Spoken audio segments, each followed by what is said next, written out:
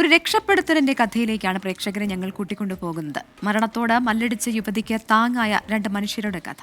ആ മനുഷ്യർ ആരൊക്കെയാണെന്നല്ലേ പരിചയപ്പെടാം.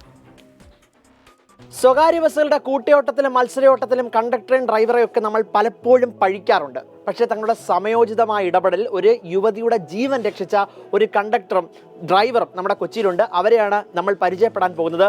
അതിനു മുമ്പ് അവർ ജീവൻ രക്ഷിച്ച ആ ദൃശ്യങ്ങളൊന്ന് കണ്ടുവരാം.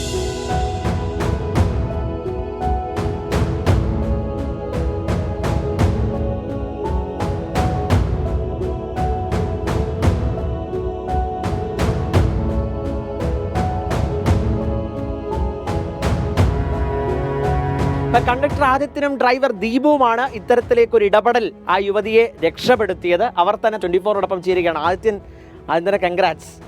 കൃത്യമായി ആദിത്യനാണോ അറിഞ്ഞത്? എങ്ങനെയായിരുന്നു സംഭവം? ഇറങ്ങാൻ നേരമായിരുന്നു മറിഞ്ഞു വീണത്. ദീപണ്ണനോട് പറഞ്ഞപ്പോഴത്തേക്ക് അണ്ണ നേരെ ആശുപത്രിയിലേക്ക് വണ്ടിയെടുത്തു. അത് എവിടെ നിന്നാണ് കയറിയത്? അത് പറ്റൂരുന്നു. ആദ്യത്തിന് അത്രയൊക്കെയാണ് പറഞ്ഞത്. പക്ഷെ ആദ്യത്തെ കൃത്യമായിട്ട് ദീപണ്ണനെ അറിയിച്ച് ദീപണ്ണനാണ് പാഞ്ഞു മറിച്ച് അവിടെ എത്തിയെന്നാണ് ഇപ്പം നമ്മളോട് ആദ്യം പറയുന്നത്. അപ്പം ദീപണ്ണൻ തന്നെ ശരിയാണ്. ഇപ്പം എങ്ങനെയായിരുന്നു സംഭവം? ഞങ്ങൾ വൈക്കം കൈപ്പഴോട്ട് നിന്ന് കലൂരേക്ക് പോകുന്ന വണ്ടിയാണ്.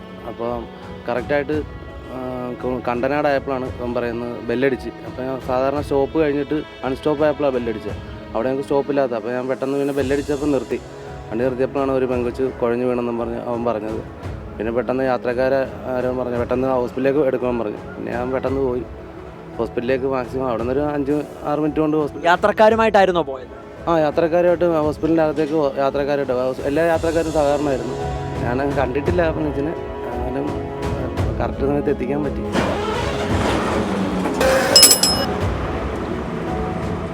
യഥാർത്ഥത്തിൽ വൈക്കം സ്വദേശികളായി കണ്ടക്ടറും ഡ്രൈവറുമാണ് 24-കാരിയായ യുവതിയുടെ ജീവൻ രക്ഷപ്പെടുത്തുന്നതിന് നിർണായകമായ പങ്ക് വഹിച്ചത്. അത് ധൈര്യത്തോടെ ആ പ്രതിസന്ധി അവർ അതിജീവിച്ച് എത്രയും പെട്ടെന്ന് ആശുപത്രിയിൽ എത്തിച്ചതുകൊണ്ട് രക്ഷിക്കാനായത് ആ യുവതിയുടെ ജീവനാണ്. ഒരിക്കൽ കൂടി ഇവർക്ക് അഭിനന്ദനങ്ങൾ. കൊച്ചിയിൽ നിന്നും സന്തോഷ് ശേഖർക്കൊപ്പം YS അഭിനന്ദ്, 24. അപ്പോൾ അവർക്ക് അഭിനന്ദനങ്ങൾ ലഭിച്ചു. നമ്മുടെയും അഭിനന്ദനങ്ങൾ.